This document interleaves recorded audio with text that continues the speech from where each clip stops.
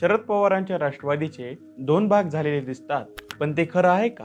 हा प्रश्न मात्र सगळ्या महाराष्ट्राला पडलेला आहे. पण जर आकडेवारी पाहिली तर चित्र मात्र वेगळंच दिसतं. जेव्हा राष्ट्रवादी काँग्रेसची स्थापना शरद पवारांनी केली तेव्हापासून मेघालय, गोवा, मणिपूर, बिहार, झारखंड, गुजरात, केरळ या भागातून राष्ट्रवादीने लोकसभा लढवली आहे. पण आजपर्यंत एकदाही राष्ट्रवादीला दोन आकडी खासदारांची संख्या ही गाठता आली नाही.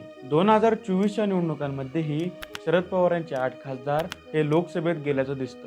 ते स्वतः सुद्धा राज्यसभेवरून खासदार आहेतच. अजित पवार गटाचे लोकसभेचे एकमेव खासदार आहेत सुनील तटकरे आणि इतर 3 आहेत राज्यसभेवर. शरद पवारांच्या गटाचे 8 खासदार लोकसभेमध्ये आहेत आणि स्वतःला धरून 2 खासदार हे राज्यसभेवर आहेत. तर मग असं तर नसेल ना, अजित पवारांची ताकद ही आमदारांसाठी आणि शरद पवारांची ताकद खासदारांसाठी वापरून पक्ष स्थिर ठेवून दोन्ही बाजूने मैदान स्थिर ठेवले.